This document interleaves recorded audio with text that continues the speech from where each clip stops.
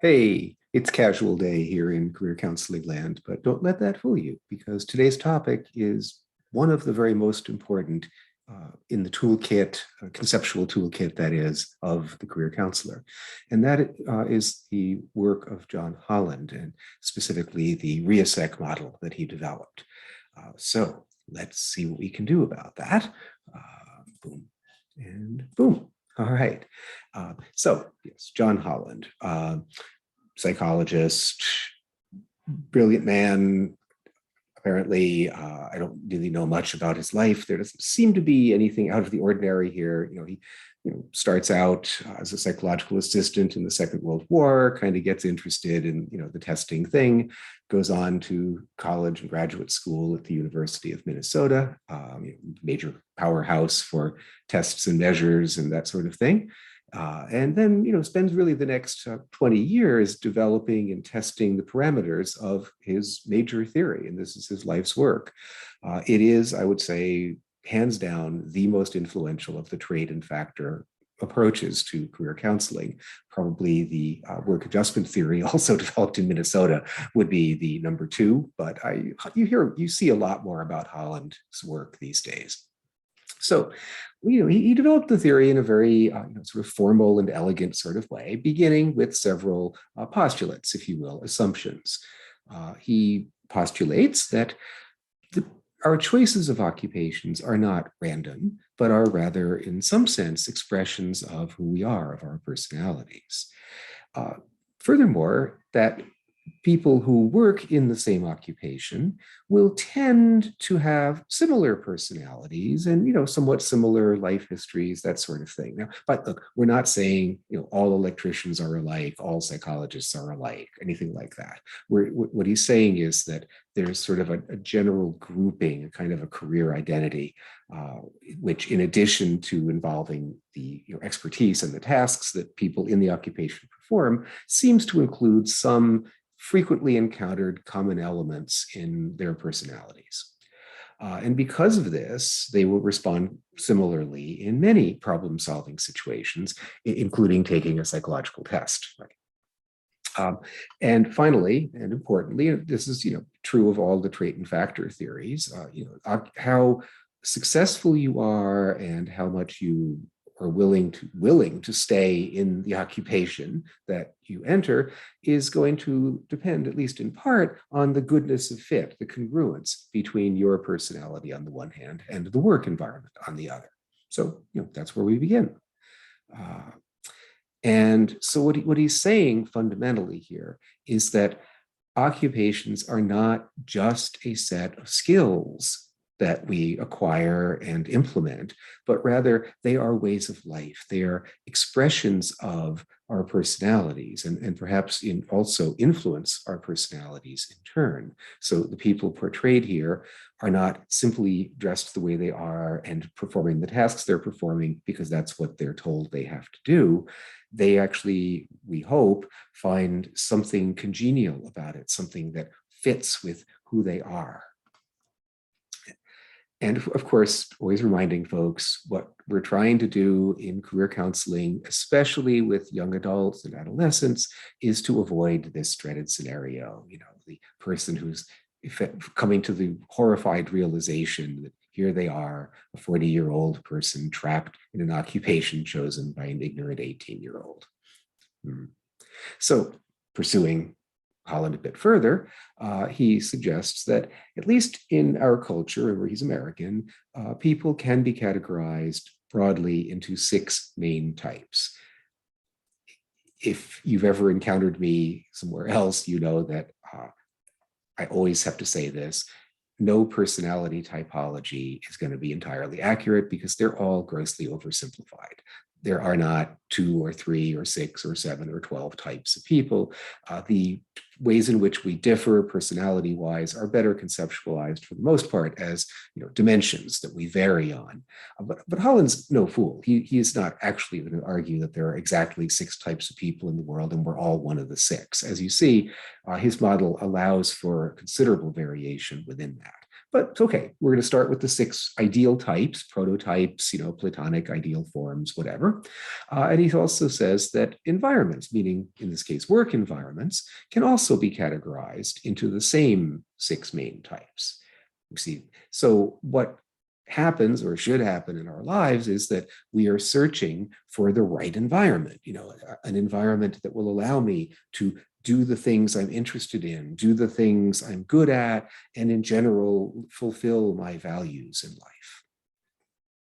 And as many psychologists have said since the great Gestalt psychologist Kurt Lewin, behavior is a function of a person in an environment. So the goodness of fit, the interaction is all important here. Yes. So, what are our big 6 types? And of course, that's what we're going to be delving into for the next little bit here. There's the realistic type, the investigative type, the artistic type, the social type, the enterprising type, and the conventional type. So you notice the acronym would be RIASEC, not the most pronounceable in the world, but not bad. And it's actually important to remember that moving forward in your studies of career counseling, RIASEC. And these 6 types are typically represented on a kind of hexagonal structure. So you have, again, the 6 basic types, but they're not independent of one another. They're not just sort of randomly, here's one type, here's another.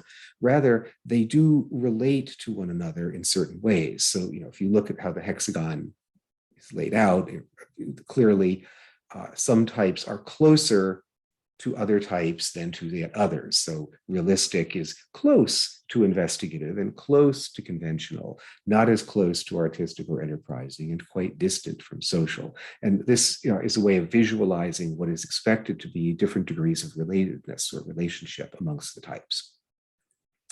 Okay, so let's, we'll spend a little while delving into each type. To some extent, this is pretty intuitive stuff, though there are a couple of places where I'll have to point out easy ways people can get messed up in it. So the realistic type, typified by our expert mechanic here, is a practical problem-solving type. It's like, okay, what's going on here? How do I make it work better? Realistic types typically like working with tools and machines and also livestock. Move along, little doggy. The cowboy, whether he's riding a horse or driving the pickup truck, is a realistic type as surely as are the factory worker or the carpenter. They tend to, be relatively self-disciplined people. They like things to be in their proper place. Tend to have sometimes social attitudes that correspond to that. They value, strength and power relations, status, and money. They definitely want that as a key thing. And so interest-wise, they're attracted by mechanical and technical sorts of occupations, anything from supervising the robots in an assembly line to doing carpentry on your house, to repairing your car, to taking care of all the sheep and ranch, right? So you tend to, realistic environments include things like factories and repair shops and farms, and also the military. Many military occupations, remember you do work in the military, you don't just march around. Many military occupations are realistic, but also many people going into the military, whatever occupation they're trained for, have some of the R-type, realistic type in them.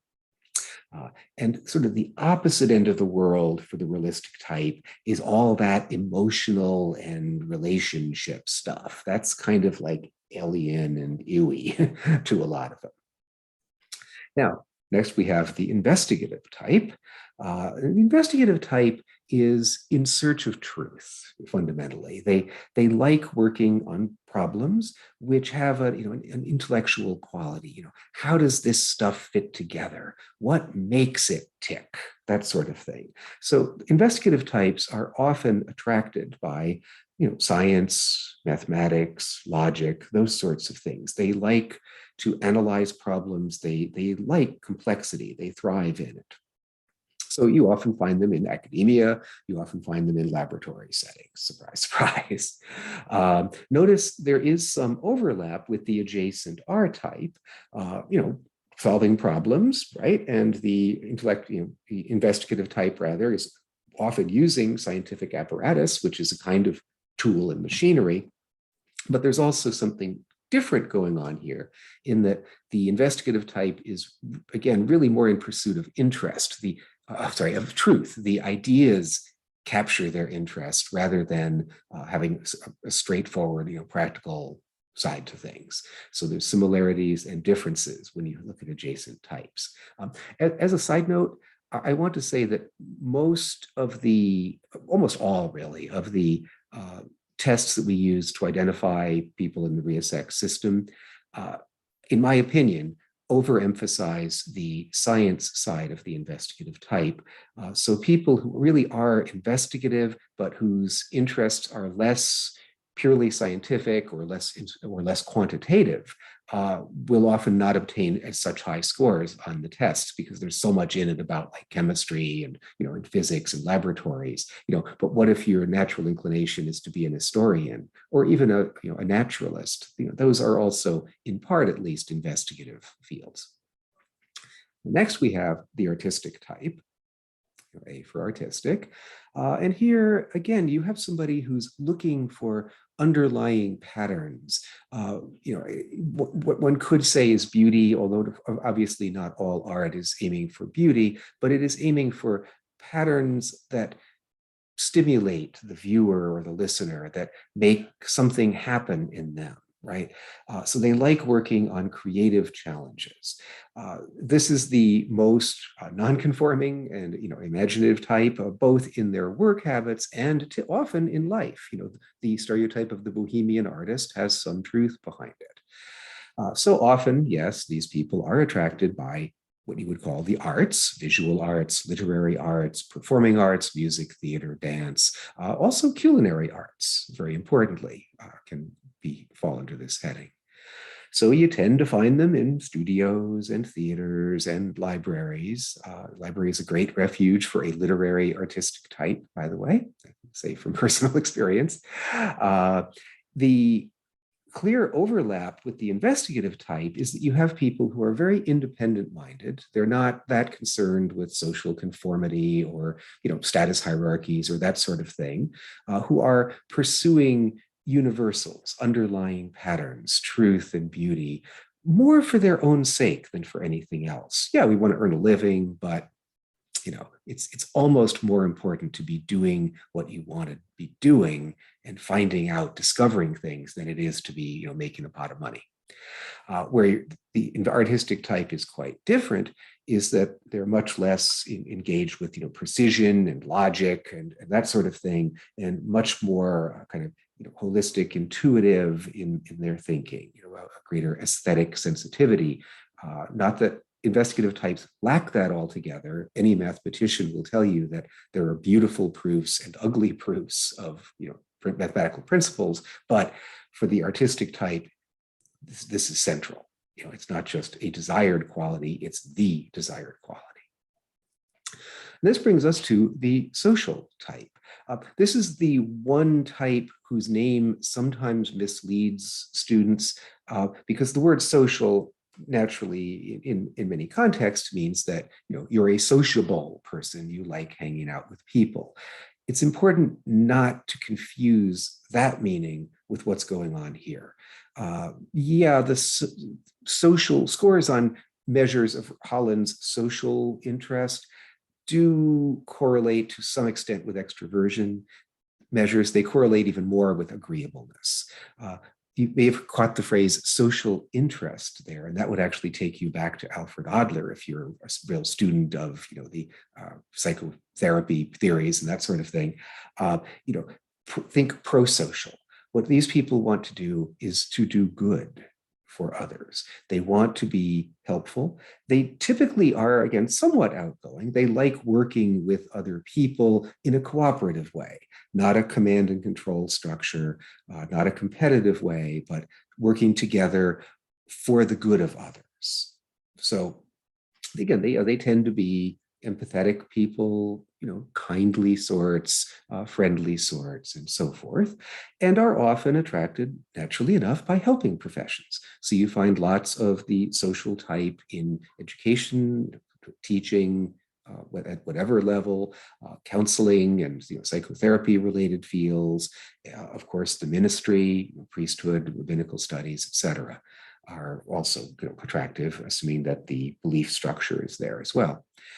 So overlap with the artistic type, there's a kind of a general acceptance of others, that no matter what your norms are, if I'm your counselor or your educator or your minister, I need to have some capacity to empathize with that and accept it, and to approach others as equals rather than in a status hierarchy sort of way is the preferred mode of the social type. Doesn't mean that they don't end up in hierarchies. Often we do. That's part of how virtually all human societies work, actually. But the social type, like the artistic type, and to some extent the investigative, isn't pushing for that kind of conformity and hierarchy.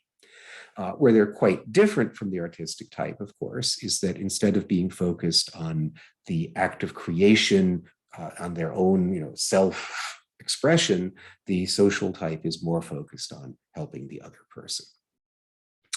Now there's the enterprising. So we're getting there. We're up to the fifth of the six types. So have I got a deal for you? Yeah, this one correlates most strongly with extroversion, actually, even more so probably than the social type. It also would correlate with a more independent-minded, less agreeable, more dominant or assertive sort of person. So they're outgoing and they're looking to have influence and power. They're also, relatively speaking, risk takers, more so than any of the other types. So enterprising types often want to be in leadership positions. They often want to be, again, somehow or other controlling what's going on. So they do like to work with other people, mind you, but they're really attracted by things, fields like management, sales, entrepreneurship, startup companies, politics, those sorts of things. And they really are focused on money and prestige in a big way, and will take risks if there's a potential for a big payoff. So you perhaps have heard the old saying that you're not an entrepreneur until your first company goes bust. Because the idea is that that's what the real test of an entrepreneur is. Do you keep going in there and trying again and seeing what you can do with this one for the thrill of it and the possibility of the big payoff? So, like the social type, they're typically outgoing, if not more so than the social type, and want to work with other people in most cases. But unlike the social type, they're more focused on getting ahead or perhaps meeting some kind of institutional goals than they are on helping others. Lastly, we have the conventional type, the last letter in how we usually pronounce the acronym. There's really no reason to start one place rather than another. These people are very responsible people in terms of the big five personality traits. Scores on conventional scales correlate most strongly with those on conscientiousness, trait measures.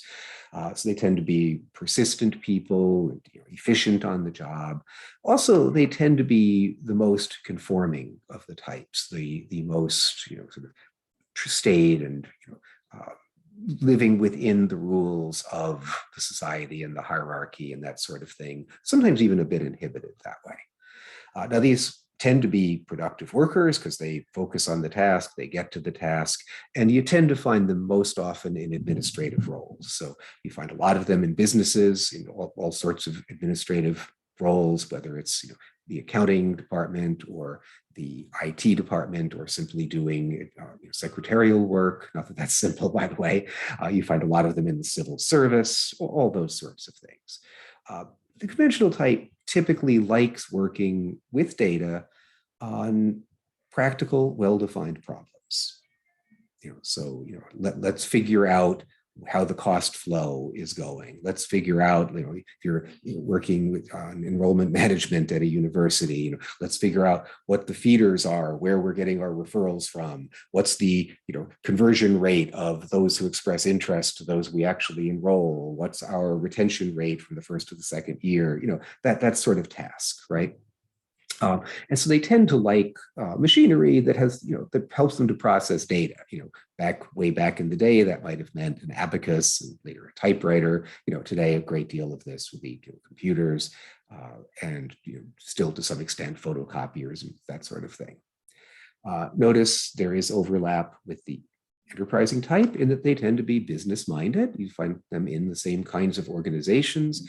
And also an overlap, because we're closing the, well, not circle, with the hexagon at this point, overlap with the R type. They like working on well-defined problems and tasks, and they also are kind of keen on money.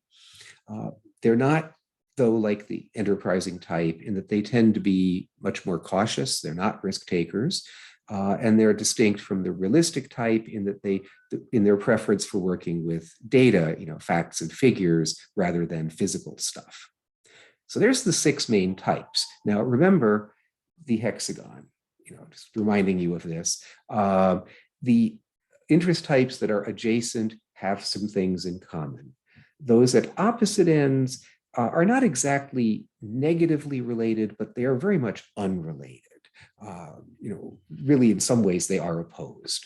And there is empirical evidence to support this. I'm showing here part of one, of hexagon showing the correlations that emerged for males and females separately amongst the various traits. And what you see as you look at it is that the correlations on scores for adjacent traits are often around Pearson R of 0.4 or even greater. If you're one step away, it tends to drop down to 0.2 or 0.3. And if you're all the way at the opposite end, it's sometimes as low as 0.1 or thereabouts. Not every study shows the same exact pattern as we see here. And as you can see with this one, it's not perfect in most studies, but it's a pretty consistent sort of finding.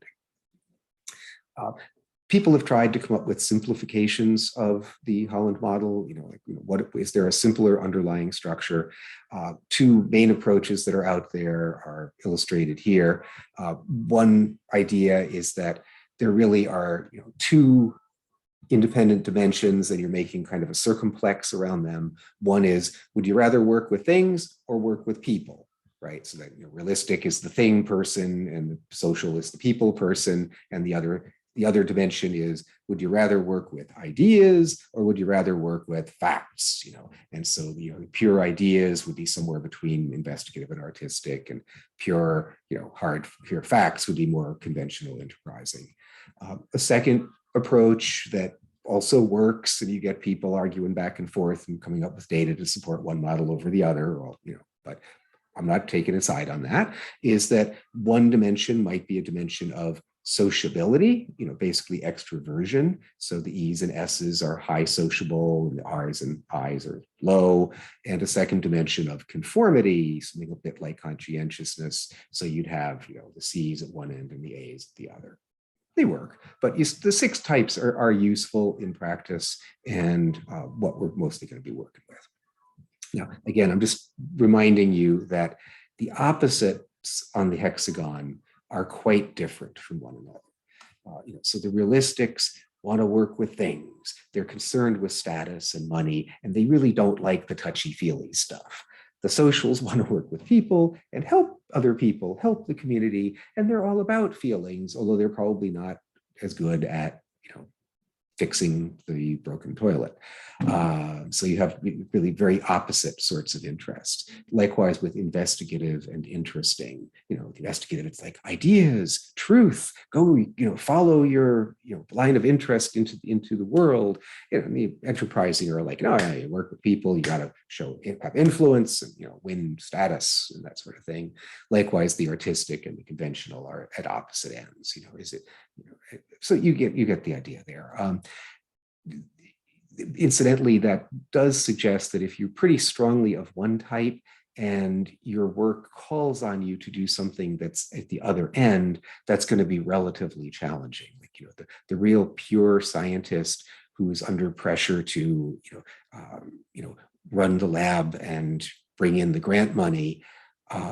That's a somewhat alien thing at first, and so you have to have people who are comfortable, in both modes to become those, heads, so to speak. Yeah, okay.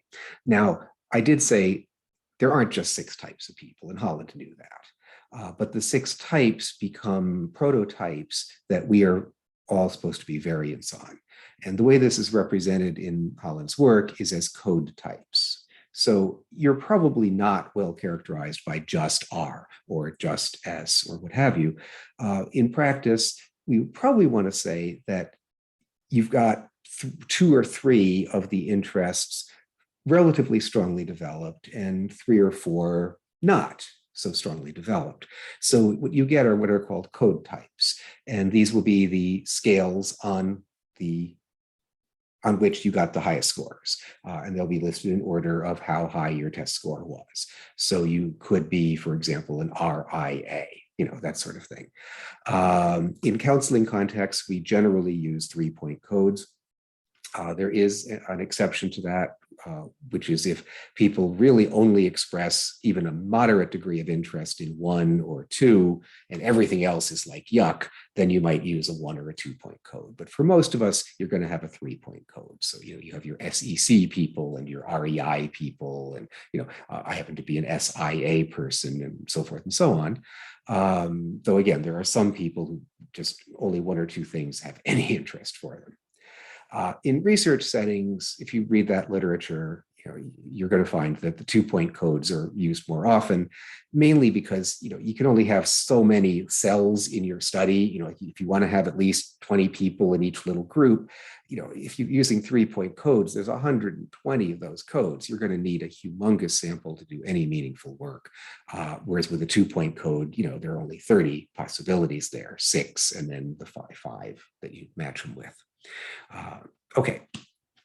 Furthermore, the code types are not evenly distributed. So you don't find just as many people of this type as that type as the other type. And as one example of this, there are large sex differences that we can see. The data I'm reporting here are from one version of the so-called self-directed search. I'll mention a little more about that later.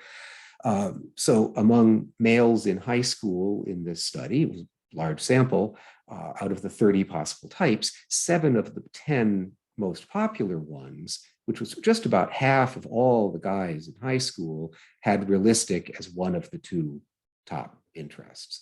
Whereas among the high school females, 8 out of the 10 most popular had social. And this was literally almost 3/4 of the high school women, where social, doing something that was helping others, was one of their top 2 interests. Now, it's also important to remember that working environments are not evenly distributed either. There are lots of conventional jobs out there and lots of, realistic and enterprising and probably social, not as many investigative, and artistic is the toughest sell, right? Because remember, and this will be important in your future work as career counselors, we can classify occupations the same way we classify people. Like I said, I was an SIA. As it happens, that's a very good fit for my training. That's pretty much the most common type for clinical psychology training or counseling psychologists. And the working environment, if you think about it, a lot of helping work, some science work, and a certain amount of the artistry of putting it all together is what comes into play. Okay, so I keep mentioning scores. Typically, we measure people's interest using what are kind of self-report inventory. Holland himself developed a couple of these. Vocational preference inventory was used during the period 50s and 60s when he was building his theory. Later, he published the so-called self-directed search. And I will have a bit more to say about that later. Now, Holland's approach has become so influential. I mean, I said at the beginning, this is the big one in the world of trait and factor approaches to career counseling, that pretty much every interest inventory out there includes nowadays a RIASEC readout. So even ones that were around decades before Holland, as they get revised, start adding RIASEC. And that includes the famous strong interest inventory, as well as the runner-up, somewhat famous, the Cooter career search. And again, both of these date back to the 1930s, but you can't really expect to get a lot of market share if you don't give any kind of a RIASEC readout here.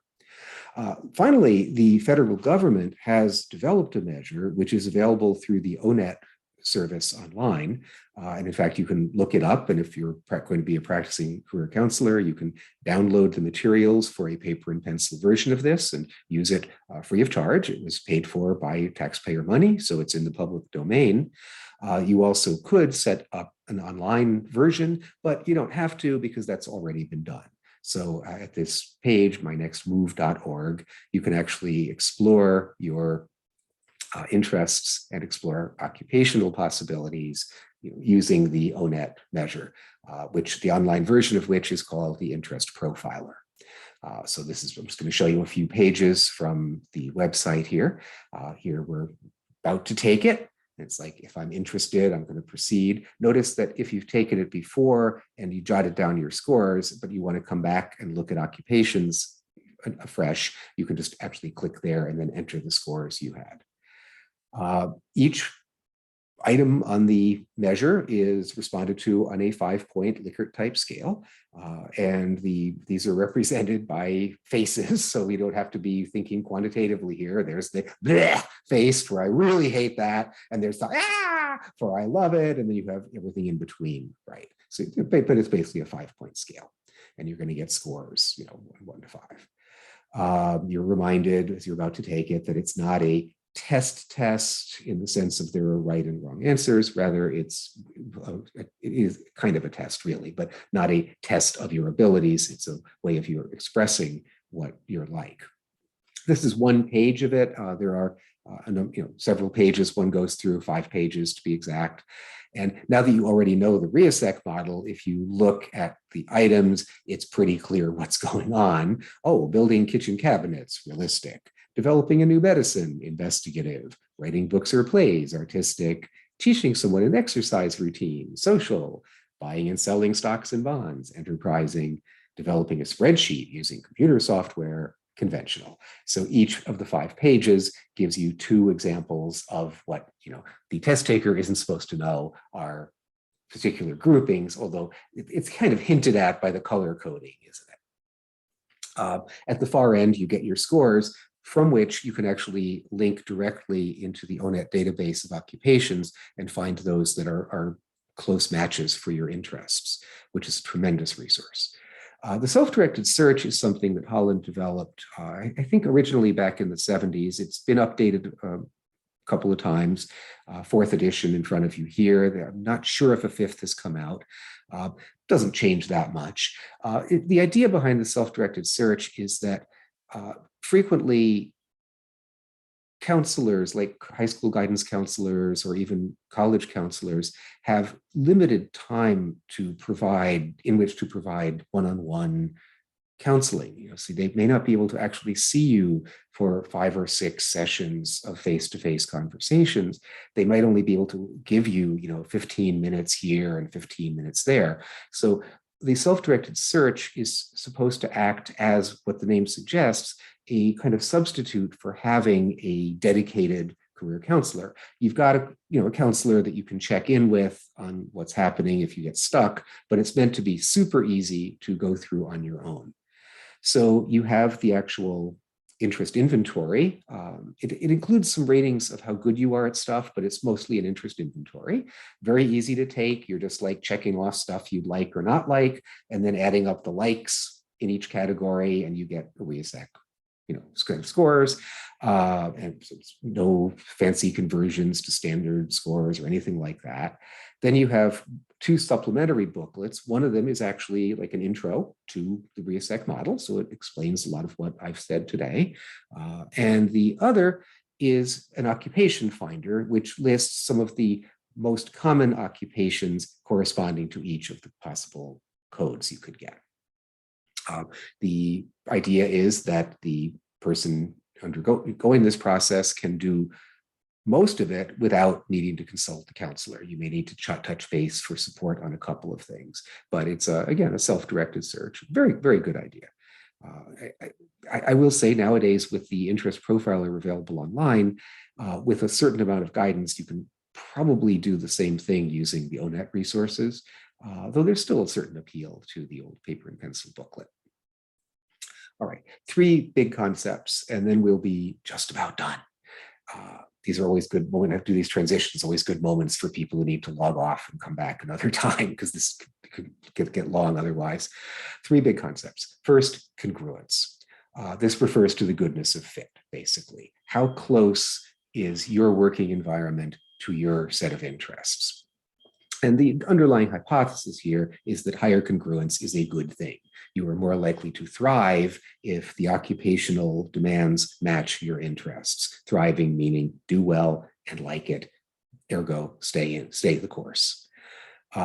If you wanted to be ultra simple about this, you'd say, well, the best would be a social person in a social environment, next best social, say in an enterprising or artistic, worst would be social in a realistic environment, but of course we're really characterized by code types, so you're often not going to have a perfect match. I feel blessed that I was turned out SIA. I didn't know that when I was first studying counseling, but I was already thinking about going on to a doctorate in counseling or clinical psych, and it was like, oh, look at that, it says that if I can manage it, I probably will like it.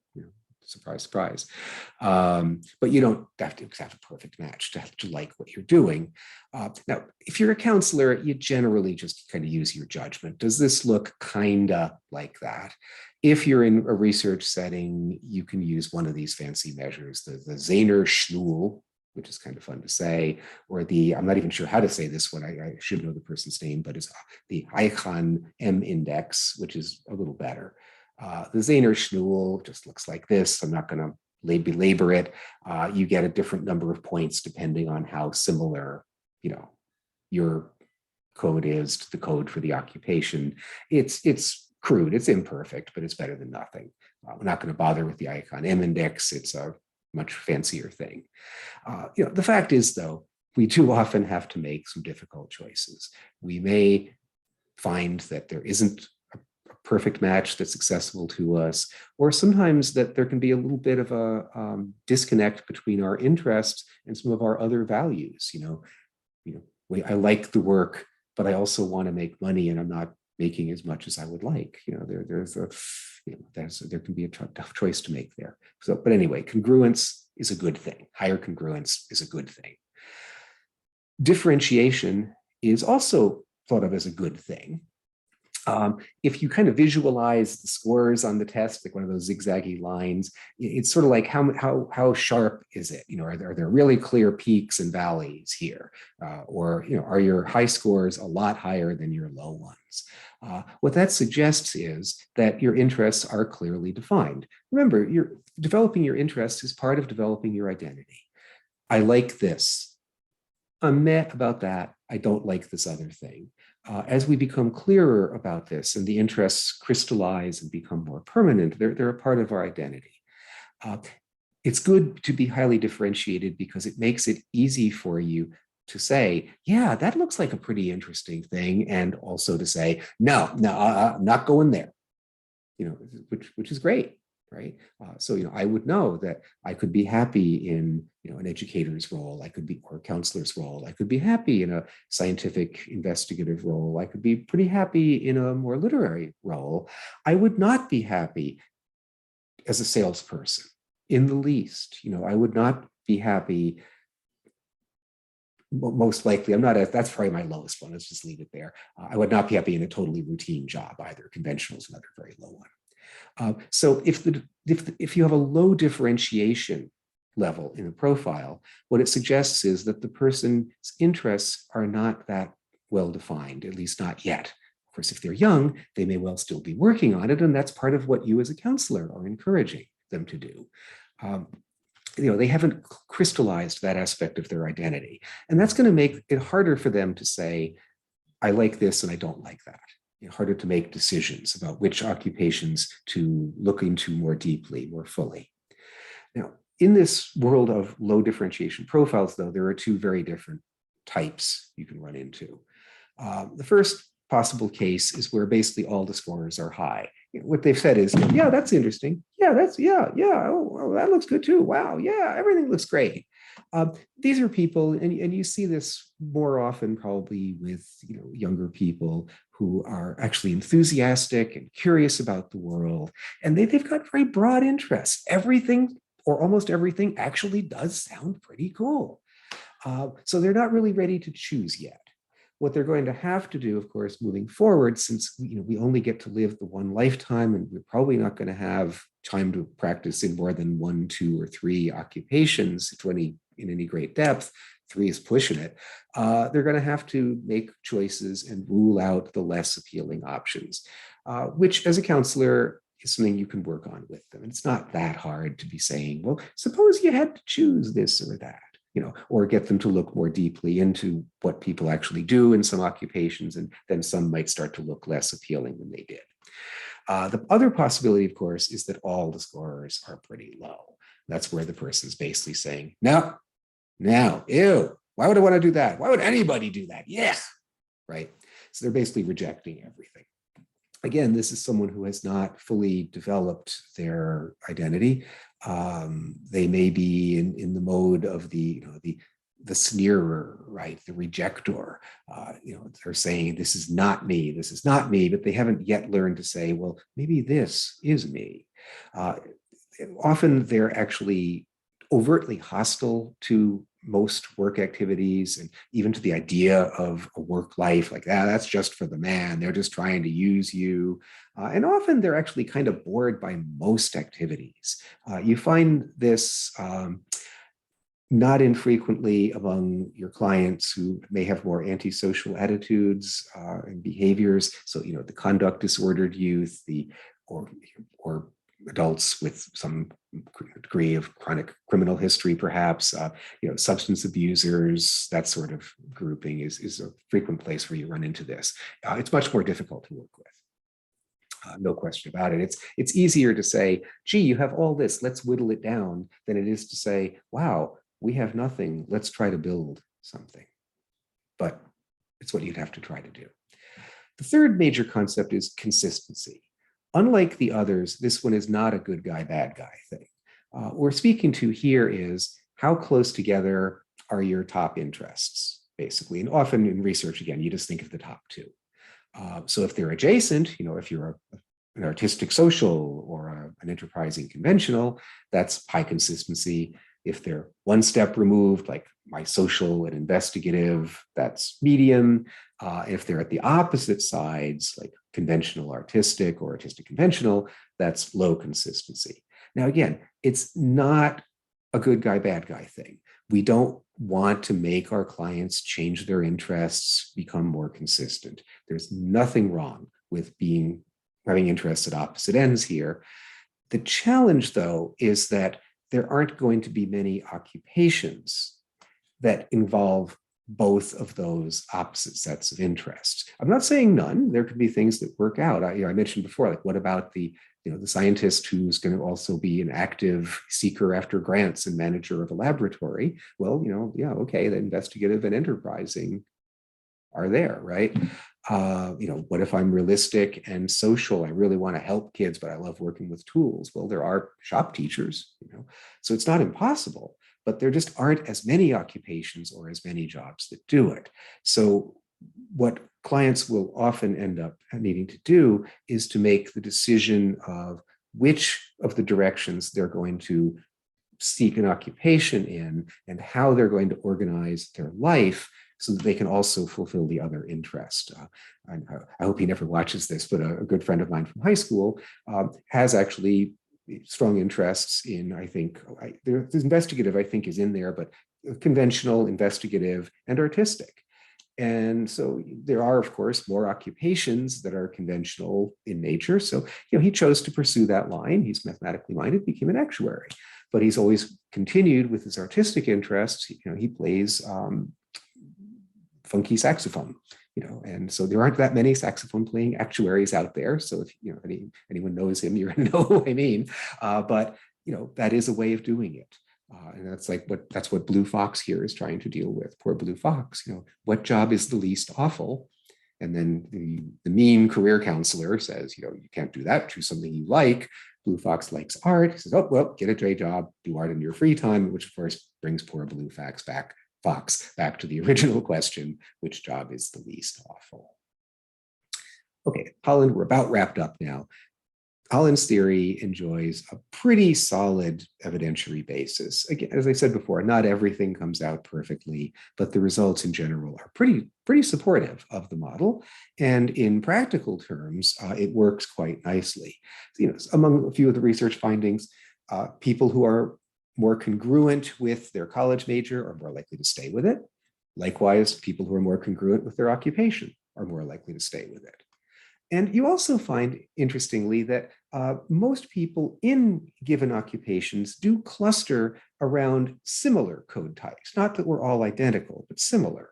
So just as a couple of examples, medical technologists, most of them have investigative as their top interest, and many of the rest have it in second place.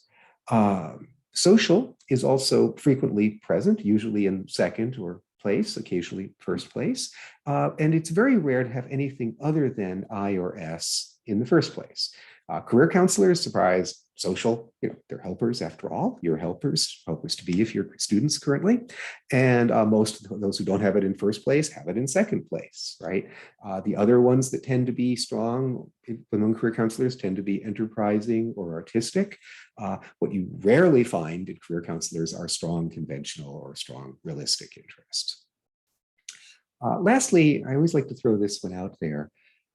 Take your choice of occupation seriously. You will tend to become more like a typical member of your occupation over the years. This has been studied so that people who've been in the field for 5 years or 10 years, their interests tend to become more and more like those of other people in the occupation. And we also seem to change in other ways and become more like the typical member of our occupation. All right, that said, there isn't always a perfect option out there, but our task as career counselors, when we're helping people to choose an occupation, a college major, anything of that sort, is to help them to, within realistic, rational parameters, find something that would be a good fit. And with that said, we are done. See you another time.